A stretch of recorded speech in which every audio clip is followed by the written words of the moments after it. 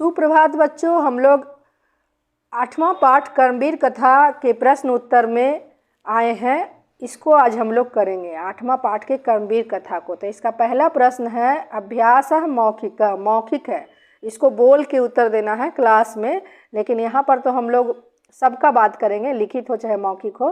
तो पहला प्रश्न कह रहा है एक पदेन उत्तरम वदत, एक पद में उत्तर दो। क्या कह रहा है बच्चों? एक पदेन उत्तरम वदत, एक पद में उत्तर दो। प्रश्न क कह रहा है कर्मवीरः कः अस्ति, कर्मवीर कौन है? तो इसका उत्तर होगा राम प्रवेश रामः। कर्मवीर कौन है बच्चों? राम प्रवेश राम है। प्रश्न ख कह रहा है बिहार प्रांतस्य दुर्गमपुराय प्रांते कः ग्रामः अस्ति, बिहार प्रांत के दुर्गम प्रांत में कौन गांव है, कौन सा गांव है, कौन सा ग्राम है? तो इसका उत्तर होगा भिखन टोला। इसका उत्तर क्या होगा बच्चों? भिखन टोला। प्रश्न ग कह रहा है भिखन टोला ग्रामे शिक्षकः कः दृष्टवान, दुष्टवान लिखा गया है, दुष्टवान नहीं होगा, दृष्टवान।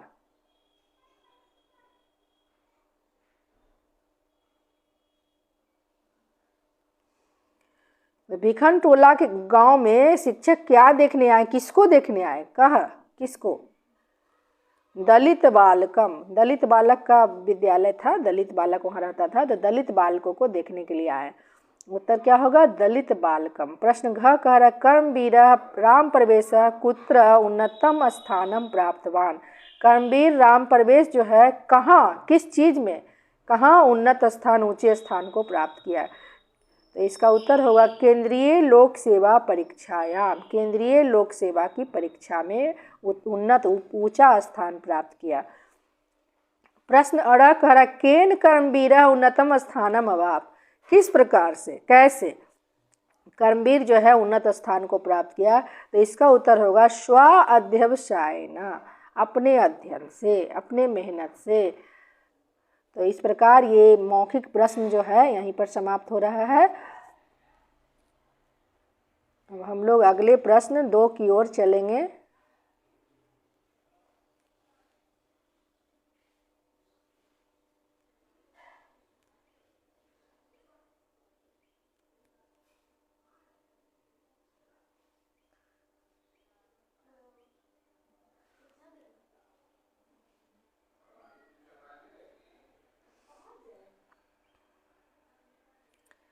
एक अब लिखित प्रश्न है, अभ्यासः लिखित अभ्यास करना है। एक पदेन उत्तरम लिखत, एक पद में उत्तर दो। राम प्रवेशस्य ग्रामस्य नाम किम अस्ति, राम प्रवेश के गांव का नाम क्या है? प्रश्न का क्या कह रहा है? राम प्रवेशस्य ग्रामस्य नाम किम अस्ति, राम प्रवेश के गांव का क्या नाम है? तो क्या नाम है बच्चों? भिखन टोला। इसका उत्तर क्या होगा? भिखन टोला। अगला प्रश्न कह रहा है भिखन टोला द्रष्टुम कः आगता, भिखन टोला को देखने के लिए कौन आए थे? शिक्षक आए थे। तो इसका उत्तर होगा शिक्षकः। अगला प्रश्न ग कह रहा है बालकः कस्य शिक्षण शैल्याकृष्टः, बालक किसके शिक्षण शैली से यानी पढ़ाने के तरीके से आकृष्ट हुए? बालक किसके शिक्षण शैली से आकृष्ट हुए? तो शिक्षक के शिक्षण शैली से, शिक्षक के पढ़ाने के तरीके से आकृष्ट हो गए। अगला प्रश्न घ कह रहा स्नातक परीक्षायाम प्रथमम स्थानम प्राप्य कस्य ख्यातिम अवर्धयत, स्नातक परीक्षा में प्रथम स्थान प्राप्त कर, स्नातक परीक्षा में प्रथम स्थान प्राप्त कर किसकी ख्याति को बढ़ाए? तो इसका उत्तर होगा स्व महाविद्यालयस्य, अपने महाविद्यालय की, किसी ख्याति को बढ़ाएं? अपने महाविद्यालय की। अगला प्रश्न कह रहा है उद्योगिनम पुरुष सिंहम का उपैति, जो परिश्रम से ही मजबूत पुरुष जो होता है, जो उद्योगी होता है, व्यवसायी होता है, वो किसको प्राप्त करता है? का पर ध्यान देना है। लक्ष्मी, परिश्रमी पुरुष जो होता है सिंह के समान होता है, वह लक्ष्मी को प्राप्त करता है। तो ये पहला प्रश्न जो लिखित का था ये समाप्त हो रहा है। अगले प्रश्न की ओर हम लोग चलते हैं बच्चों। अगला प्रश्न 2 कह रहा है पूर्ण वाक्येन उत्तरम लिखत, पूर्ण वाक्य में उत्तर दो। प्रश्न का कह रहा है भिखन टोला ग्रामः कुत्र अस्ति, भिखन टोला ग्राम कहाँ है? इसका उत्तर होगा भिखन टोला ग्रामः बिहार राज्यस्य दुर्गमप्राय प्रान्तरे अस्ति, भिखनटोला ग्राम जो है बिहार राज्य के दुर्गम प्रांत में है।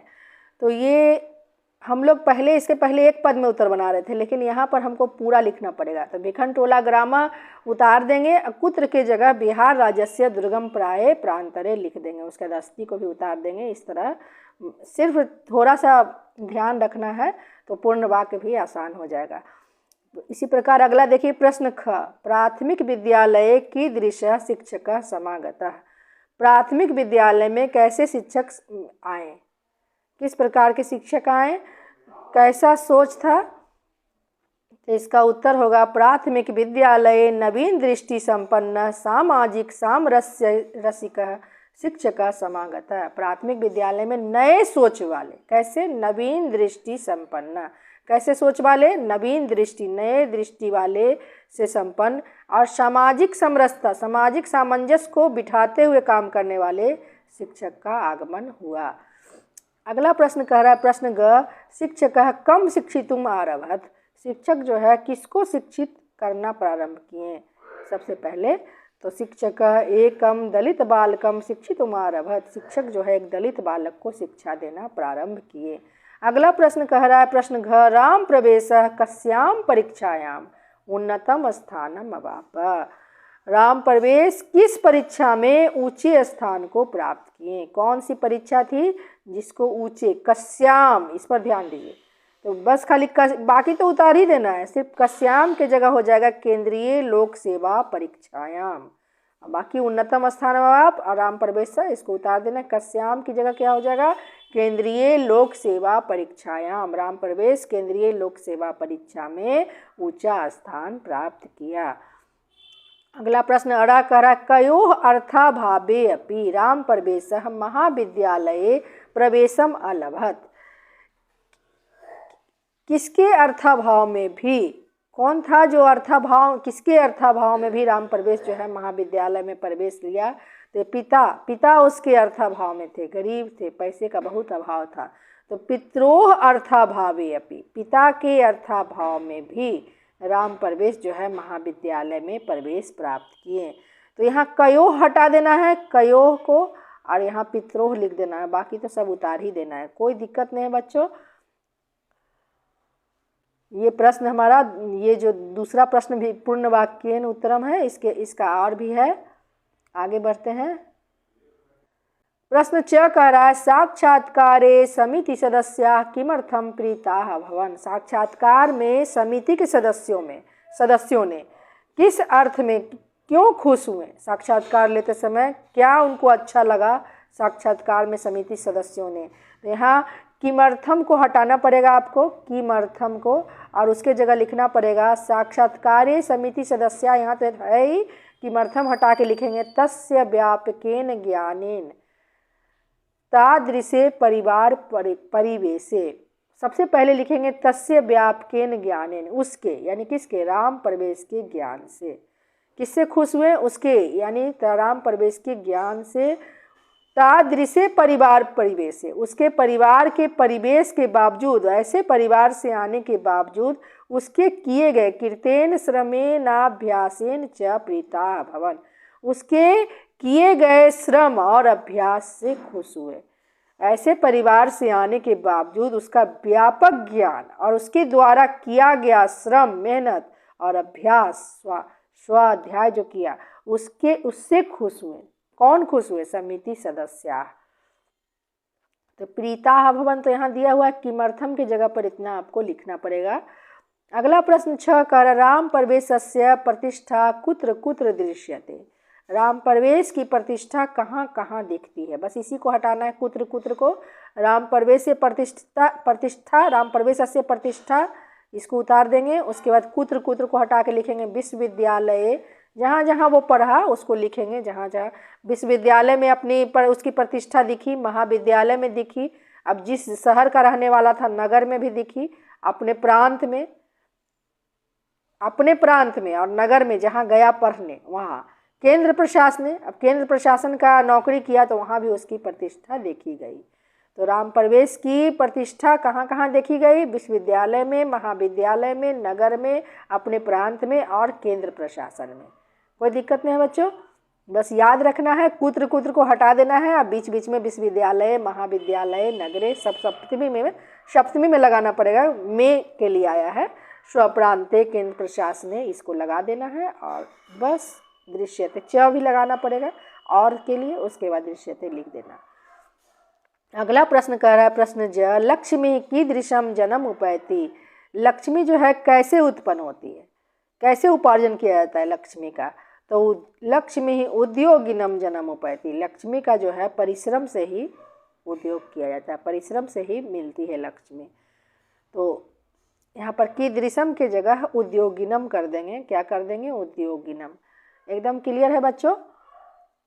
ये प्रश्न जो पूर्ण वाक्यन था ये हमारा यहीं पर समाप्त हो रहा है। अगले प्रश्न की ओर चलेंगे बच्चों। प्रश्न 3, उदाहरणम अनुसृत्य रक्षति। उदाहरण का अनुसरण करके रक्षति और त्रायते दो शब्द है जिसका मतलब होता है रक्षा करता। त्रायते मतलब बचाता है और रक्षति रक्षा करता है। इन क्रियापदों का क्रियापदस्य प्रयोगम, इन क्रियापदों का प्रयोग करके मंजूषा से, ये जो मंजूषा दिया गया इससे चुनकर वहाँ समुचित विभक्ति का प्रयोग करके, समुचित विभक्तिम संयोज्य, समुचित जो उचित विभक्ति लगाना होगा उसको लगाकर सप्तवाक्यानि रचयत, 7 वाक्यों की रचना करें। इतना शब्द दिया है मंजूषा में, मंजूषा में इतना शब्द दिया है, इससे वाक्य तो बहुत सारे बन जाएंगे लेकिन हमको 7 वाक्य मांग रहा है। तो जो प्रश्न कह रहा है वही करना है। तो पहले एक उदाहरण देख लेते हैं। उदाहरण दिया है, गिरहम सूर्यस्य आतपात मेघस्य वर्षणात् च त्रायते। घर जो है सूर्य के ताप से बचाता है। घर क्या करता है? सूर्य के ताप से हमारे बचाता है, यानी त्रायते बचाता है। और मेघ जो है मेघ के ताप से भी बचाता है। घर जो होता है सूर्य के ताप से और मेघ से भी बचाता है, मेघ से बचाता है। तो त्रायते शब्द का बचाने के लिए आया है। पिता पुत्रम विघ्नात् रक्षति। पिता पुत्र का जो है विघ्नों से रक्षा करता है। किससे रक्षा करता है? विघ्नों से। तो ये जो मंजूषा है, मंजूषा जो दिया गया है इसी से आपको ले करके बनाना है। तो इससे एक शब्द लेंगे हम और उसके बाद जो हमको समुचित लगेगा उससे हम यहाँ पर ऑब्जेक्ट यानी कर्म को भी दर्शाएंगे, या नहीं लगेगा तो हम अपना मन से भी ले लेंगे। रक्षति और त्रायते तो दिया हुआ है ही, तो यहाँ पर हम क्या शब्द ले? बहुत सारे शब्द है तो हम वैद्य लिए। अब वैद्य किससे रक्षा करेगा? तो रोगा भी दिया हुआ है तो रोगात कर देंगे। त्रायते वैद्य रोगात त्रायते। वैद्य जो है रोग से रक्षा करता है। उसी प्रकार दूसरा शब्द हमको सैनिक दिख रहा है, तो सैनिक देश की रक्षा करता है। तो इसमें देश के जगह हम लोग अपने देश लगा देंगे तो और ज़्यादा अच्छा हो जाएगा। सैनिकः स्वदेशम रक्षति। सैनिक अपने देश की रक्षा करता है। उसके बाद मैं अगला शब्द ली हूँ धर्मात्मा। तो धर्मात्मा किससे रक्षा करेगा? पाप से। किससे करेगा? पाप से। किसकी रक्षा करेगा? सज्जनों की। तो धर्मात्मा पापात सज्जनम त्रायते। अब समुचित उचित विभक्ति लगाना था तो पापात किससे? पाप से। सज्जनों की रक्षा करता है। सज्जनम यहाँ भी विभक्ति लगाए हैं द्वितीय, यहाँ पंचमी लगाए हैं। रक्षा करता है, बचाता है। फिर अगला शब्द हम दिव्येश लिए। कोई भी ले सकते थे, शैलेश, करीम, रमेश, कोई भी ले सकते थे। यहाँ 1 2 3 4 5 6 बहुत सारे शब्द दिए हैं। तो दिव्येश स्वमित्रम विघ्नात् रक्षति। दिव्येश जो है अपने मित्र की विघ्नों से रक्षा करता है। किससे रक्षा करता है? विघ्नों से रक्षा करता है।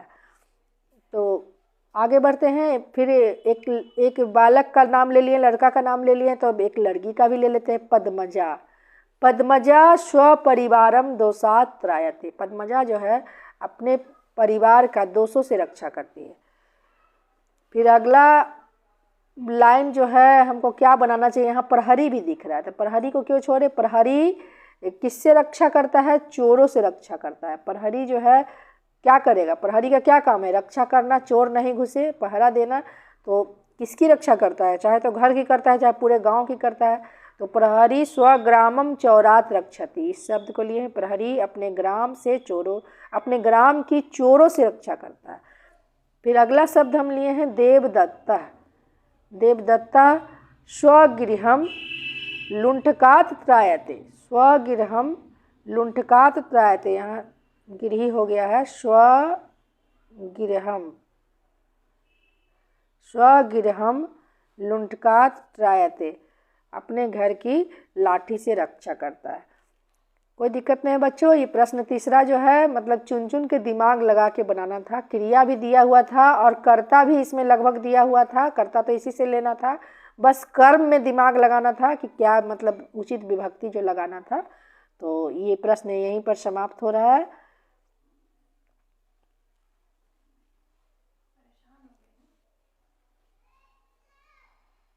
अगले प्रश्न की ओर हम लोग चलेंगे बच्चों। चौथा प्रश्न कह रहा है निम्नांकिता नाम समस्त पदानाम विग्रहम कृत्वा समास नामनि लिखत।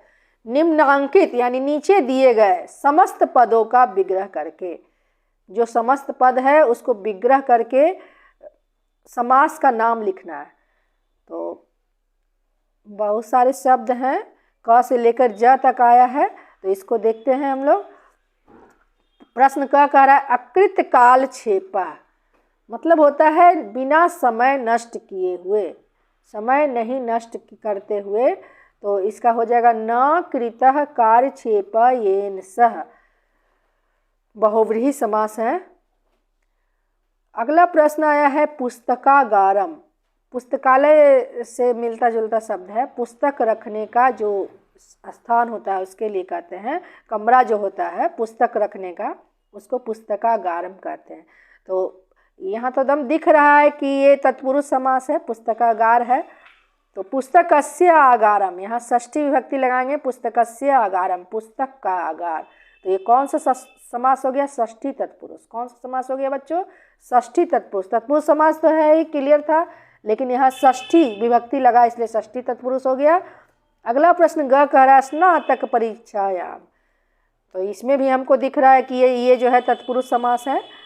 तो स्नातकस्य परीक्षायाम क्या होगा? स्नातकस्य परीक्षायाम, स्नातक की परीक्षा, यह भी षष्ठी तत्पुरुष है। अगला प्रश्न घ कह रहा है दलित बालकम, ये कर्मधारय समास है। दलितः च असौ बालकः तम, कर्मधारय समास है। क्लिष्ट जीवना, कठिन जीवन, तो किसका होता है? इस तरह से बनाते हैं, क्लिष्ट जीवनम एषाम ते, ये बहुव्रीहि समास है। नवीन दृष्टि संपन्न, नवीना दृष्टि तथा संपन्न, यहाँ देखो नवीना दृष्टि में तृतीया विभक्ति लगा दिए हैं तो तृतीया तत्पुरुष समास होगा, लगेगा ही, लगा नहीं दिए हैं। अगला है सामाजिक सामरस्य संपन्न, यहाँ भी सप्तमी लगाए हैं, सामाजिके सामरस्य संपन्न, सप्तमी तत्पुरुष समास। सामाजिके सामरस्य संपन्न, सामाजिके सामरस्य संपन्न, सप्तमी तत्पुरुष है। सामाजिके सामरस्य तत्पुरुष समास है, लेकिन सप्तमी विभक्ति लगा है इसीलिए सप्तमी तत्पुरुष हो गया। प्रश्न ज कह रहा है स्वाध्याय निरतः, स्वाध्याय में रत, यहाँ भी सप्तमी तत्पुरुष समास है। स्वाध्याये निरतः, ये समास विग्रह इस तरह से करना होता है। तो अगर समास अच्छा से नहीं पढ़े हैं तो समास पढ़ना पड़ेगा। इसके बाद हम लोग अगले प्रश्न की ओर चलेंगे। अगला प्रश्न पांचवा कह रहा है बच्चों पठित पाठम अनुसृत्य निम्नलिखित पदानाम पर्याय रूपानी लिखत। पाठ में पढ़े गए का अनुसरण करके, पाठ में जो हम पढ़े हैं उसी पद को अनुसरण करके उसी में से खोजना है, और जो पद है दिया है उसका पर्यायवाची शब्द लिखना है। तो उस तरह का दो पद का प्रयोग यहाँ हुआ है। जैसे उदाहरण दिया है पुस्तकालय, पुस्तकागारम, पुस्तकालय का दूसरा शब्द होता है पुस्तकागार। तो इसी प्रकार हम लोग जो है शब्द जो दिया गया है उसका हम लोग दूसरा शब्द बनाएंगे, पर्यायवाची शब्द बनाएंगे। प्रश्न क कह रहा है कठिन जीविता, इसका मतलब होता है कठिन जीवन जीने वाला। तो इस पाठ में क्लिष्ट जीविता शब्द का प्रयोग है। क्लिष्ट जीविता का मतलब भी होता है कठिन जीवन, क्लिष्ट जीवन, कष्टमय जीवन। प्रश्न ख कह रहा है अकृत समय नाश, अकृत समय नाश मतलब बिना समय नष्ट किए हुए। तो इसका दूसरा शब्द का प्रयोग यहाँ हुआ है अकृत कालक्षेप का प्रयोग हुआ है अकृत कालक्षेप, बिना समय को बिना काल को नष्ट किए हुए। प्रश्न ग कह रहा है क्षमता, क्षमता किसी कार्य को करने की क्षमता होती है। उसी तरह दूसरा शब्द आता है सामर्थ्य, जिसका प्रयोग इस पाठ में किया गया है। तो क्षमता का पर्यायवाची होगा सामर्थ्य। इसका उत्तर क्या होगा बच्चों? सामर्थ्य। अगला प्रश्न घ कह रहा है जनप्रिय, लोगों को प्रिय। तो इसके लिए दूसरा शब्द आता है लोकप्रिय, जो पाठ में प्रयोग किया गया है लोकप्रिय। इसका उत्तर क्या होगा बच्चों? लोकप्रिय।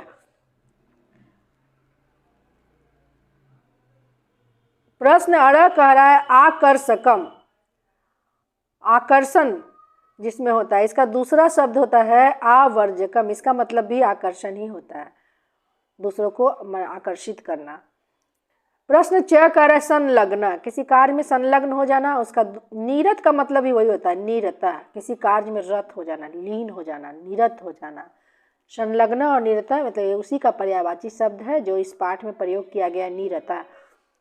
प्रश्न 6 कह रहा है परिश्रम, परिश्रम। इसका दूसरा शब्द यहाँ प्रयोग किया गया अध्यवसाय, यानी इसका पर्यायवाची शब्द इस पाठ के अनुसार अध्यवसाय होगा।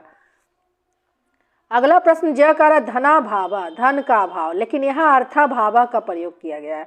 धन का अभाव का पर्यायवाची शब्द अर्थाभाव भी होता है। प्रश्न झ कह रहा है सावधान मनसा, मन से सावधान। इसके लिए यहाँ दूसरा शब्द का प्रयोग किया गया सावहित चेतसा, चेतना से मतलब सावधान हो जाना। मन से सावधान, चेतना से सावधान वही चीज होता है। सद्य आकर्षकेन, तुरंत आकर्षित हो जाना। इसके लिए यहाँ दूसरा शब्द का प्रयोग हुआ है आपात रमणीय न, अचानक जो है रमणीय हो जाना, अचानक किसी से आकर्षित हो जाना। इस प्रकार बच्चों यहाँ पांचवा पाठ जो है, पांचवा क्वेश्चन जो है, इस प्रकार बच्चों यहाँ पांचवा प्रश्न जो है यहीं पर समाप्त हो रहा है। हम लोग अगले पाठ में जो कर्मवीर कथा का होगा के बाद जो पढ़ना है स्वामी दयानंद 9वां पाठ, उसके प्रश्न उत्तर में मिलेंगे। लेकिन उससे पहले एक बात मैं इम्पोर्टेंट बताना चाहती हूँ कि इस पाठ से प्रश्न उत्तर जरूर आता है। लघु उत्तरीय, अति लघु उत्तरीय और 1 नंबर का जो होता है ऑब्जेक्टिव क्वेश्चन वो तो जरूर आता है, लघु उत्तरीय प्रश्न भी आता है। तो इस पाठ का जो वीडियो है उसको जरूर देखिएगा, एक बार अच्छे से पढ़ लीजिएगा और उसके बाद इस प्रश्न उत्तर को भी कीजिएगा। तो ये पाठ जो है एकदम, इससे जितने भी प्रश्न आएंगे सब आपका क्लियर हो जाएगा। धन्यवाद बच्चों।